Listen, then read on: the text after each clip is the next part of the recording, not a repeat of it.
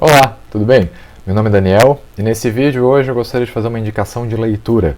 O livro é Ser Evangélico Sem Deixar de Ser Brasileiro, do Gerson Borges, lançado pela editora Ultimato. Talvez não, com certeza, você já ouviu falar do complexo de vira-lata. Normalmente ele é relacionado aos Estados Unidos ou alguma outra superpotência por aí.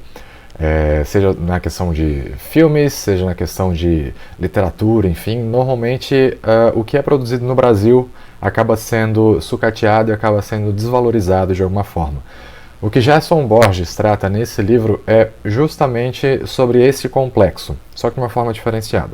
O que ele fala? Apesar de nossa teologia, apesar de as músicas cristãs que nós cantemos serem estrangeiras e serem excelentes, em sua grande maioria pelo menos, à parte o movimento gospel, nós precisamos entender que as músicas e a teologia e a literatura teológica, no caso, produzida em solo brasileiro, tem o seu valor, e não só tem o seu valor, como ela é muito boa, como ela é maravilhosa na realidade. Nós temos canções, de novo, a parte desse movimento gospel mercantilizado, onde existe de fato um mercado da fé. Nós temos canções, por exemplo, excelentes, que tratam sobre realidades bíblicas, que tratam sobre doutrinas bíblicas e que são a nossa cara, que são a cara do nosso povo, seguem o nosso ritmo, falam a nossa língua, as nossas expressões comuns, dependendo de cada região, enfim.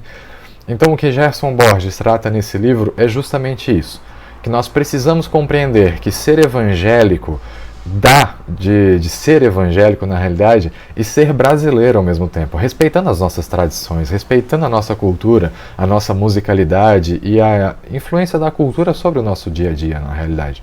Não que uma coisa necessariamente anule a outra, ou que as escrituras e a fé precisem estar debaixo da cultura, mas o que ele fala na realidade é que elas conseguem se unir e se somar, e uma enriquecer a outra. É o que nós vemos, por exemplo, Paulo fazendo em Atenas, quando ele usa exemplos de filósofos da época para pregar a cruz, para pregar a Cristo.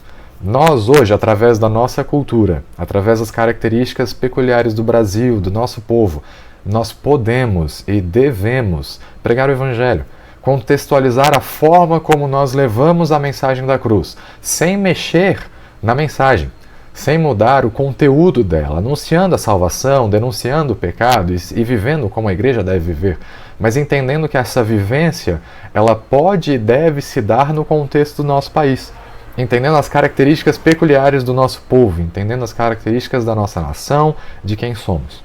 Infelizmente no Brasil hoje, ser evangélico é automaticamente ser relacionado a movimentos que são ligados a ativismos políticos normalmente contrários às escrituras, ou então a questões que são de fato preconceituosas e a atitudes que são de fato antibíblicas, mas que são travestidas de cristãs, que são travestidas de evangélicos.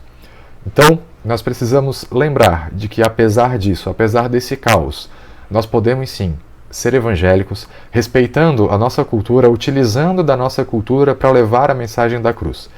Nesse livro, o Gerson fala algo que eu acho interessante, que é o seguinte: se tivéssemos coragem, logo no começo ele fala isso, se tivéssemos coragem de falar de temas mais abrangentes, falaríamos a um público bem mais amplo. Não nos falta conteúdo nem estética, falta coragem, ousadia. Que nós consigamos, através desse livro especialmente, mas acima de tudo através das escrituras e da realidade do que o texto bíblico, do que as passagens bíblicas nos apontam, que nós consigamos ser verdadeiramente evangélicos, cristãos, numa terra que é infelizmente corrompida pelo pecado, naturalmente, e que precisa da pregação do evangelho.